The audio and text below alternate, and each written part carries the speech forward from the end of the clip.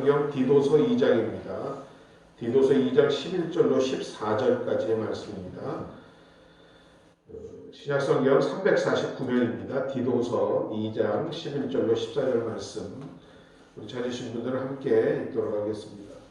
모든 사람에게 구원을 주시는 하나님의 은혜가 나타나 우리를 양육하시되 경건치 않은 것과 이 세상 정욕을 다 버리고 근신함과 의로움과 경건함으로 이 세상에 살고 복스러운 소망과 우리의 크신 하나님 구주 예수 그리스도의 영광이 나타나심을 기다리게 하셨으니 그가 우리를 대신하여 자신을 주심은 모든 불법에서 우리를 구속하시고 우리를 깨끗하게 하사 선한 일에 열심히 하는 친백성이 되게 하려 하심이니라. 아멘. 자, 디도서 2장의 본문을 가지고 은혜의 공동체라는 제목으로 12월 셋째 주일 말씀을 함께 나누도록 하겠습니다. 예전에 영국에서 비교 종교학 회의라는 것이 개최가 되었답니다. 비교 종교학이란 그 종교들 간의 차이점 등을 연구하는 그런 회의죠. 한 주제가 선택이 됐었는데 특별히 기독교 신앙의 독특한 점, 다른 종교와 다른 점이 무엇인가? 라는 주제였다고 합니다. 우리 성도님들은 지금 어떤 생각이 드십니까? 우리 기독교가 다른 종교와 다른 하나가 있다면 가장 특징적인 것이 있다면 무엇일까? 여러 가지 이론이 제시가 됐습니다. 어떤 사람은 성육신의 교리가 아니겠느냐, 즉 하나님이 인간의 몸을 입고 태어난 것, 이것이 기독교의 특징입니다 라고 주장을 하자 다른 사람들은 다른 종교에도 이와 같은 일이 있다 라고 반박을 했습니다. 그리고 또 다른 학자는 부활의 교리, 즉 죽었다가 다시 살아나는 것이 기독교 신앙의 독특성이다 하자 또 다른 학자들은 불교에서도 그렇지만 환생의 교리가 그와 같은 것이다 라고 반박을 하였습니다. 이때 영국의 C.S. 루이스라는 기독교 유명한 학자가 있습니다. 그 학자가 일어나서 대답은 어렵지 않다고 전제하면서 이렇게 이야기했습니다. 다른 종교에서 찾을 수 없는 기독교만의 독특한 점, 일관성 있는 메시지가 있다면 은혜입니다. 여러분도 동의하십니까? 오늘 본문은 모든 사람에게 구원을 주시는 하나님의 은혜에 대하여 증언하는 것으로 시작합니다. 사도 바울은 그의 믿음의 아들이요 제자인 디도가 그레네 섬이라는 곳에서 목회를 담당할 때 무엇이 제일 중요하게 설교하고 어떻게 교회를 치리해야 할 것인가를 가르치기 위하여 이 디도서를 쓰게 되었다 합니다. 이 편지를 통해서 한마디로 사도 바울은 기독교 신앙은 하나님의 은혜에 기초한 것이며 우리의 삶은 바로 그 은혜에 대한 응답이라는 점을 강조하고 있습니다. 무엇이라고요? 우리의 신앙은 하나님의 은혜에 기초한 것이고 우리의 삶은 그 은혜에 응답하는 것이라고 말하고 있습니다. 여러분, 은혜가 무엇입니까? 내가 값을 치르고 돈을 지불하고 어떤 희생의 대가를 치르고 받는 그 모든 것은 은혜가 아닙니다. 정당한 대가입니다. 그런데 은혜라는 것은 그러한 대가를 치르지 못하는 사람이 또는 자격이 없는 사람들에게 베풀어지는 일방적인 사랑이 바로 은혜입니다. 사도 바울은 이것을 이미 로마 교회를 향한 편지에서도 강조했고 에베소 교회를 향한 편지에서도 역설한 바 있습니다. 우리가 잘 아는 에베소서 2장 8절로 9절에 너희가 그 은혜를 인하여 믿음으로 말미암아 구원을 받았나니 이것은 너희에게서 난 것이 아니요 하나님의 선물이라 행위에서 난 것이 아니니 이는 누구든지 자랑치 못하게 함이니라고 강조한 바 있습니다. 디도서 3장 5절에서도 반복합니다. 우리를 구원하시되 우리의 행한 바 의로운 행위로 말미암지 아니하고 오직 그의 긍휼하심을 쫓아 된 것이라고 말하고 있습니다. 긍휼이라는 말이 은혜의 다른 표현이기도 합니다. 저주받아 마땅한 사람에게 멸망받을 수 없는 사람에게 오히려 저주와 멸망이 아닌 구속과 사랑을 베푸심이 바로 긍휼이요 은혜인 줄로 믿습니다. 사도 바울은 에베소서에서 은혜로 구원받은 그리스도인들을 교회라는 공동체를 통하여서 살아가도록 만세전부터 준비하셨고 택하셨다라고 가르치고 있습니다. 우리가 이 자리에 있는 건 결코 여러분 우연이 아닙니다. 하나님이 우리가 태어나기도 전부터 이를 택정하시고 부르셨기 때문인 줄로 믿습니다. 동일한 관점에서 오늘 디도서도 기록하고 있습니다. 교회는 진실로 구원의 은혜를 체험한 사람들의 공동체라는 것입니다. 왜 은혜로 구원받은 사람들을 주님이 각각 혼자 각자의 처소에 남겨두지 아니하시고 이와 같은 공동체에 모여 살게 하셨습니다. 그것은 바로 은혜로 구원받은 사람들이 서로 격려하며 살아야 할 삶들이 남아있기 때문이라는 것입니다. 한마디로 은혜받은 성도들이 은혜의 공동체인 교회를 통하여 추구해야 할 삶은 어떠한 삶인가? 오늘 이것에 대해서 잠시 여러분과 나누어 보겠습니다. 먼저 우리의 과거의 불법들을 모두 버려야 한다는 것입니다. 본문 14절에서 바울은 예수 그리스도의 죽으심의 이유를 설명하였습니다. 그가 십자가에서 자신을 내어주시고 우리를 대신하여 죽으심은 우리를 불법에서 구속하려 하심이라고 말씀하고 있습니다. 구속이란 은혜와는 달리 대가를 지불하고 다시 회복시킨다는 의미입니다. 우리가 하나님의 자녀답게 회복되어 살아가는 삶을 위하여 예수 그리스도는 자신의 몸을 십자가에 못 박아 피 흘리는 희생으로 죄의 대가를, 불법의 대가를 치르셨다라는 것입니다. 여기에 사용된 불법이라는 것이 바로 죄에 대한 법률적인 용어입니다. 죄는 곧 불법인 것입니다. 즉 하나님이 하라고 한 것에 대해서는 행하지 아니하고 하지 말라고 한 것에 대해서 행한 것을, 법을 어긴 것을 바로 죄라고 말하고 있는 것입니다. 그런데 이제 예수 그리스도의 죽으심으로 말미암아 그의 은혜로 말미암아 우리는 이런 불법에서 사함을 받을 수 있고 구원을 받게 된 것입니다. 여기서 중요한 문제가 있습니다. 문제는 구원받은 우리가 다시 불법을 행하던 과거로 돌아가지 말아야 한다는 것입니다.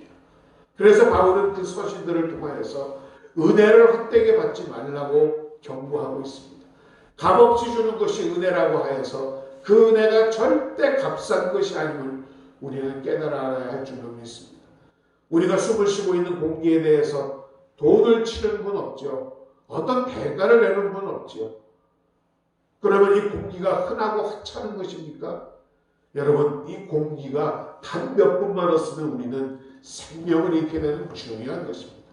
바로 이 구속의 은혜, 이 은혜가 우리에게는 그렇게 소중하다는 것입니다. 그래서 값싸게 받았으니 헛되게 이를 사용해서는 안 된다라는 얘기입니다. 사람은 누구나, 동물도 마찬가지지만 과거의 습관으로 자꾸 돌아가려는 본능이 있다고 합니다. 이스라엘 백성들만 모아도 그렇지 않습니까?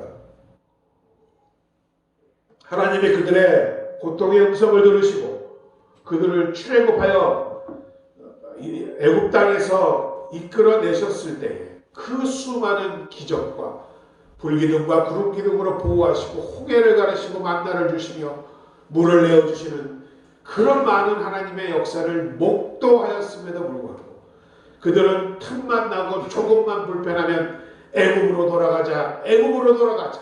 차라리 애굽에서 죽으면 나을 뻔했을 것. 왜 우리를 이 사막까지 끌고 나와 이 모양 이 꼴로 만드느냐 하면서 과거로 돌아가고자만 했던 것이 바로 이스라엘이었고 또한 우리의 본능입니다.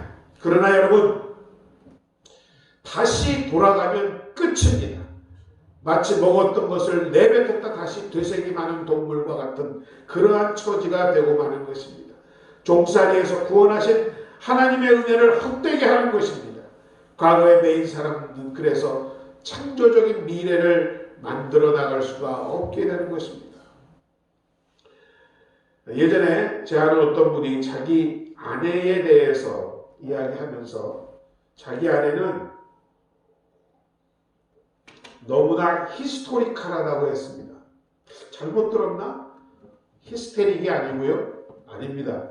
제 안에는 히스토리컬하답니다. 무슨 뜻이냐면 히스토리가 역사잖아요. 과거를 기억한다잖아요. 옛날 결혼 전에 이야기부터 시작해서 나는 다 잊고 있는데 뒤통수 때리듯이 그것을 다 기억해내서 어느 날 갑자기 공격을 한답니다.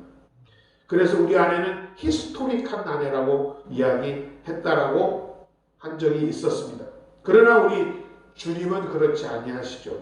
그분은 우리의 죄를 다시는 기억지도 아니하시는 분.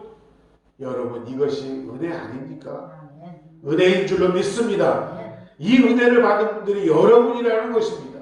항상 그래서 이 은혜를 받고 처음 은혜 받고 구원받은 순간 우리가 새로 태어난 모습을 다시 한번 상기시키시며 믿음을 더 굳건히 하고 우리가 다시 과거로 회개하거나 돌아가지 않는 그러한 일이 있도록 하시는 여러분 되시기를 주의 이름으로 축원드립니다. 오늘 보면 12절은 말씀합니다. 우리를 양육하시되 경건치 않은 것과 이 세상 정욕을 다 버리고, 자, 경건치 못하고 정욕을 버리라는 것은 성경에 아주 일관성이 있는 가르침입니다.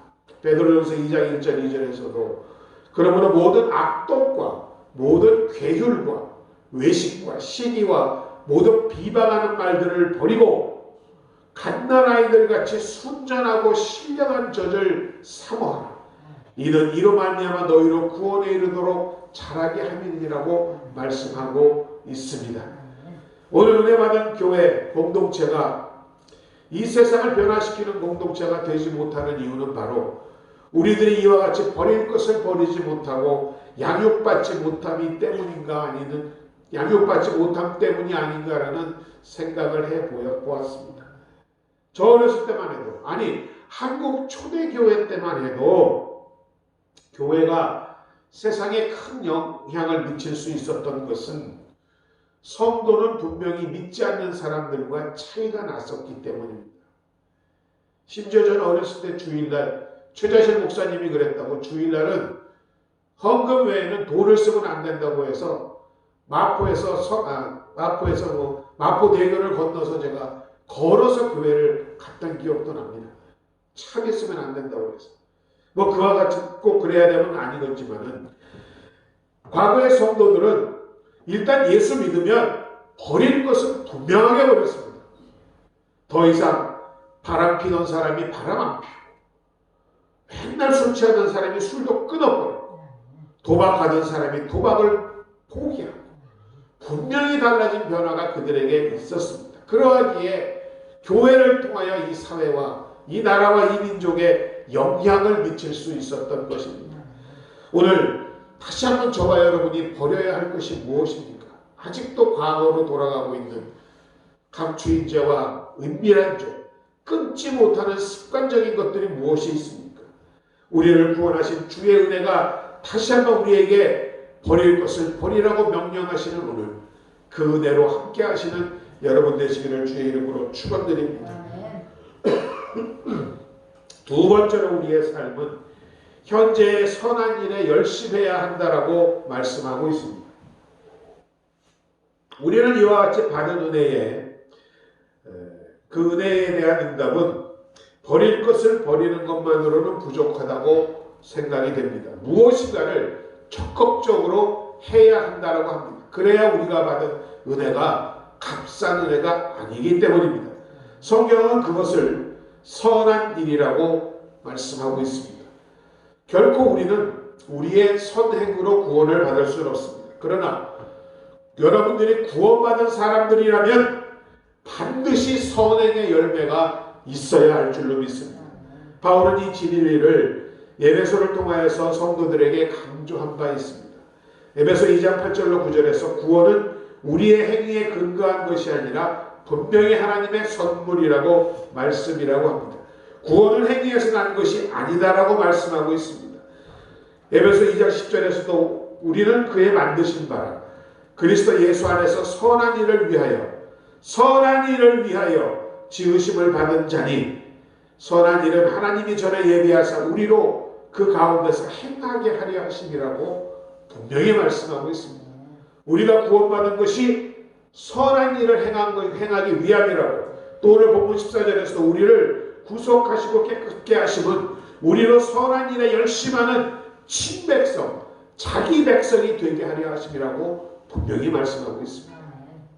그러나 우리의 선행은 결코 우리가 마땅히 이런 일을 해야 돼 라는 도덕적인 당위성에서 비롯되어서는 안 됩니다. 그런 선행은 믿지 않는 자들도 하는 것이기 때문입니다. 그것은 아주 기본적인 것이고, 또한 그러한 선행은 오래가지 못하고 결국은 자기 이름 석자 영광을 나타내기 위한 수준으로 끝난다는 것입니다. 그러나 참된 그리스도의 선행은 주님의 놀라운 은혜, 그 사랑을 체험한 가슴에서 마음속 중심에서 솟아나는 자발적인 감동으로 평생을 살아가는 모습이라고 말하고 있습니다. 이런 그리스도인의 선행을 한 영화를 비교해서 필립 얀시라는 분이 설명을 했는데, 그 포레스트 검프라는 미국의 영화가 있습니다. IQ 75가 되지 않는 우직한 전응아 포레스트 검프입니다. 한 여인을, 제니라는 여인을 사랑하고 있습니다. 자, IQ 75면은 의미 있는 일을 할 수가 없는 지능 지수라고 합니다. 그러나 그 제니라는 여인을 사랑하면서부터 그는 앞을 보고 그저 달리기 시작합니다. 길에서도 운동장에서도 전쟁터에서도 그는 달립니다. 실제 사람입니다. 그에게 영웅이 되고 싶은 충동도, 메달을 받고 싶은 충동도 없었습니다. 그저 그는 뛰기 시작합니다. 오직 그 여인에 대한 사랑 그거 하나 때문이었습니다. 이러해야 한다라는 것입니다. 우리가 모일 때마다 하나님의 은혜를 묵상하고 간증하고 찬양하고 경배하는 이유, 그 은혜, 그 사랑의 감동이 우리를 항상 지배해야 한다는 것입니다. 그러할 때 우리는 선한 일을 위해 달려가는 자가 될 수 있다라고 말하고 있는 것입니다. 우리가 주저앉을 때마다 우리는 조건 없는 첫사랑을 알게 해주신 그분의 음성을 생각하면서 그분의 사랑을 경험한 우리가 되어서 달려나가야 할 줄로 믿습니다. 마지막으로 우리는 미래의 소망을 기다리며 살아야 한다라고 오늘 본문은 얘기합니다. 선한 일을 시도하는 모든 사람들은 반드시 부딪히는 장애가 있다면 세상이 우리의 그 선함을 몰라준다라는 것입니다. 그래서 우리는 선한 일을 하다가 상처받고 좌절합니다. 그러나 성경은 분명히 말씀합니다. 선한 일을 행하다가 좌절하거나 난망치 말라. 때가 되면 이루리라고 성경은 분명히 말씀하는 줄로 믿습니다. 우리가 선행을 보상받고 싶어 하면 할수록 더욱 그러합니다. 그래서 우리의 선행의 목표는 남들이 알아주기 위해서는 하는 것이 아니어야 함을, 우리 선행의 유일한 동기는 은혜이며 차선의 동기가 있어야 한다면 우리 자신의 경건의 유익을 위한 것이어야 한다라고 말씀드릴 수 있습니다. 이미 12절에서 우리가 버려야 할 것에 대해서 말씀을 드렸습니다. 그러나 무엇인가를 버리고 포기하는 것만으로 부족하다는 것도 말씀드렸습니다.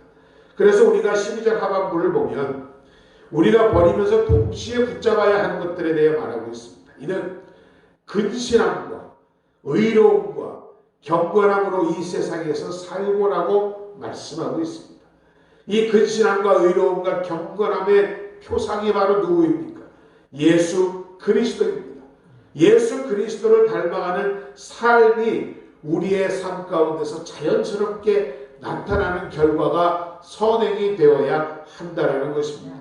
경건은 단순히 죄를 피하고 안 짓는 것으로 소극적인 모습으로만 성경은 말하지 않습니다. 야고보서 1장 27절을 보십시오. 하나님 아버지 앞에서 정결하고 더러움이 없는 경건은 곧 고아와 과부를 환난 중에서 돌아보는 것이라고 가르치고 있습니다. 적극적인 선행을 함께 수행할 때에 바로 이것을 우리 함께 이루도록 교회 공동체에 위임하여 주신 줄로 믿습니다. 우리는 이와 같은 일을 하다가 지칠 수도 있습니다. 여전히 욕심에서 해방되지 못하여 하는 자신을 보면서 괴로워할 수도 있습니다. 그러나 우리는 다시 오실 주님을 바라보아야 한다고 성경은 가르치고 있습니다. 우리의 영원한 소망 되심을 바라보라고 합니다. 그것이 오늘 본문 13절입니다. 복스러운 소망과 우리 크신 하나님 구주 예수 그리스도의 영광이 나타남을 기다리게 하셨으니 우리의 못다한 선행의 마지막 과제를 완성시키기 위하여 우리의 못다 자란 인격의 마지막 부분을 그분의 온전히 닮은 것으로 우리를 세우시기 위하여 그분이 다시 오신다라고 말씀하고 있습니다. 그가 마지막에 우리에게 주실 은혜가 바로 우리를 온전케 하는 그분의 경건이라는 것입니다. 우리의 행복입니다. 그것이 우리의 소망입니다. 그래서 우리 교회 공동체는 그것이 우리의 비전이 되어야 한다라고 오늘 본문은 말씀하고 있습니다. 마더 테레사라는 수녀의 그 시를 한번 제가 소개해드리고 싶습니다. 사람들이 때로 비이성적이고 비논리적이고 자기중심적으로 느껴진다 할지라도 어쨌거나 용서하십시오. 당신의 친절의 사람들이 오히려 당신의 그 친절을 의심하고 당신을 이기적이라고 생각할지라도 어쨌거나 친절하십시오. 당신의 성공을 보고 주변에서 거짓된 친구와 참된 친구들이 함께 모여온다 할지라도 어쨌거나 성공하십시오. 당신의 솔직함과 단순함을 이용하여 사람들이 당신을 속인다 할지라도 언제나 정직하십시오. 당신이 여러 해에 걸쳐 성취해온 모든 것들을 사람들이 하루아침에 다 무너뜨리려 할지라도 어쨌거나 성취하십시오. 당신이 찾아낸 행복과 평화를 누군가가 질투한다 할지라도 어쨌거나 행복하십시오. 당신이 오늘 베푼 선함을 사람들이 내일은 다 잊는다 할지라도 어쨌거나 선을 베푸십시오. 당신이 가진 최선을 이 세상을 향하여 다 내어주어도 세상은 여전히 부족한 투성이라고 할지라도 어쨌거나 당신은 최선을 다해 내어주십시오. 하나님은 택한 사람들을 불러서 구원하시는 줄로 믿습니다. 그러므로 여기 모인 저와 여러분 모두는 택하신 백성인 줄로 믿습니다. 로마서 8장 30절에 미리 정하신 그들을 또한 부르셨다고 했습니다. 사도행전 13장에도 영생을 얻기로 작정된 자는 다 믿는다라고 말씀하고 있습니다. 우리의 구원하신 첫째의 목적은 구원받은 우리가 양육되어 그리스도의 신부로 삼기 위함임을 다시 한번 깨닫는 오늘 되시기 바랍니다. 처음 믿을 때 영이 어린 영이지만 점점 자라서 장성한 영이 되는 것과 마찬가지로 우리는 하나님이 기뻐하시는 사람들이 되도록 자라나야 할 줄로 믿습니다. 고린도 교회는 자라나지 못하고 어린아이 그대로 있었기 때문에 책망을 받았음을 기억하시기 바랍니다. 둘째, 우리가 구원받은 목적은 세상의 빛이 되고 하나님의 영광이 되기 위함이라고 말하고 있습니다. 이를 위하여 성도인 우리는 경건치 않은 것과 세상의 정욕과 모든 죄와 악을 버려야 한다라고 말하고 있습니다. 경건치 않다 하면 하나님 앞에 옳지 않은 모든 것들입니다. 세상의 정욕은 육신의 정욕과 안목의 정욕과 이생의 자랑을 말하고 있습니다. 이 정욕이 영혼을 거슬려 싸우기 때문에 정욕을 제거하지 않으면 하나님의 영광이 가리워진다라고 말하고 있습니다. 베드로서 1장 4절에서는 정욕을 위하여 사는 것은 썩어진 생활이라고 분명히 말하고 있습니다. 그러므로 오늘 이후로 여러분들은 근신함과 의로움과 경건함으로 이 세상을 살아가는 복된 여러분들 되시기를 주의 이름으로 축원드립니다. 근신이라 함은 방탕과 무절제와 반대되는 것입니다. 의로움은 옳게 사는 생활입니다.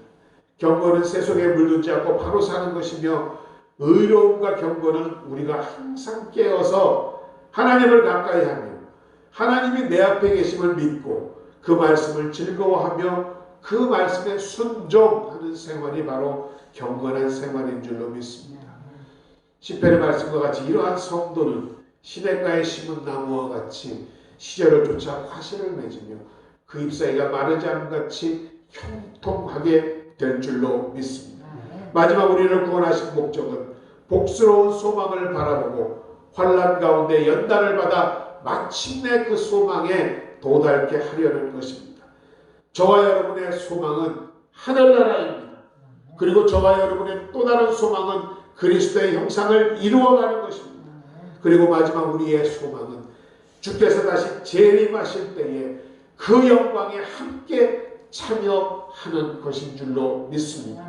오늘 은혜를 우리가 다시 한번 기억하면서 값없이 받은 은혜지만 우리가 이 은혜를 더욱 하나님의 영광을 위하여 쓰여지게 할 수 있도록 과거에 버려야 할 것은 모두 버리고 과거로 돌아가지 말고 현재 우리가 버려야 할 것은 또 모두 버리고 또 소망을 가지고 살아가심으로 여러분이 이러한 은혜의 참된 가치를 드러내는 복되고 귀한 주님의 백성들 되시기를 주님의 이름으로 축원드립니다. 아버지 하나님 은혜와 사랑을 감사드립니다. 실로 주님의 은혜를 감사드립니다.